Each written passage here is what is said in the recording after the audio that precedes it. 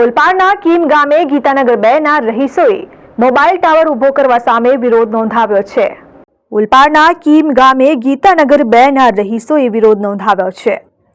રહીશોએ mobile tower ઊભો કરવા સામે વિરોધ નોંધાવ્યો છે. રહેણાંક વિસ્તારમાં મોબાઈલ ટાવર સ્થાનિકોના સ્વાસ્થ્ય માટે જોખમી સાબિત થઈ છે તેની ફરિયાદ નોંધાઈ છે. આ સાથે જ ટાવર ઊભો કરવા ખોડવામાં આવેલ ખાડામાં ગાયનું વાછરડું પણ પડી ગયું હતું. જો કે રાત્રિ દરમિયાન ખુલ્લા જોખમી ખાડામાં વાછરડું પડ્યું હતું, જેને સ્થાનિકો દ્વારા ભારે જહેમત બાદ સહી સલામત રીતે બહાર કાઢવામાં આવ્યું હતું. મોટી સંખ્યામાં સ્થાનિકો કીમ ગ્રામ પંચાયત કચેરી ખાતે પહોંચ્યા હતા અને સોસાયટીમાં મોબાઈલ ટાવર ઊભો કરવા સામે વિરોધ નોંધાવ્યો હતો.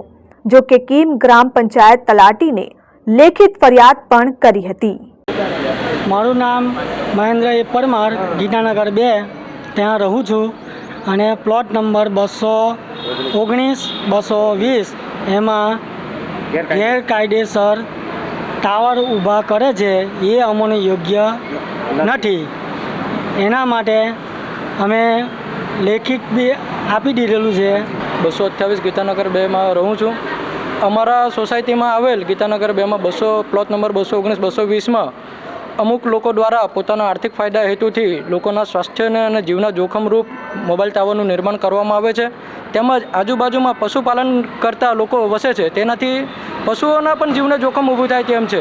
જેના વિરોધમાં અમે આજરોજ તમામ ગીતાનગર 2ના ગ્રામજનો દ્વારા તલાટી કમ મંત્રી કીમ ગ્રામ પંચાયતને વાંધા અરજી આપવામાં આવેલ છે. તેમજ કીમ પોલીસ સ્ટેશનના પોલીસ સબ ઇન્સ્પેક્ટર સાહેબશ્રીને પણ અરજી આપવામાં આવેલ છે. તેમજ કલેક્ટરશ્રી તેમજ મામલતદારશ્રીને પણ અરજી અમે આપવાના છે. તેમજ જો ટૂંક સમયમાં આ કામ બંધ કરાવવામાં નહીં આવે તો અમે આવનારા સમયમાં ગંડી ચિંધ્યા માર્ગ પર આંદોલન કરીશું, જેની ગંભીરતાથી નોંધ લેવા વિનંતી છે. ગીતાનગર 2માં થાંભલો ઊભો થાય છે એ અમને કોઈને મંજૂર નથી. Bureau report, RN news, Kim.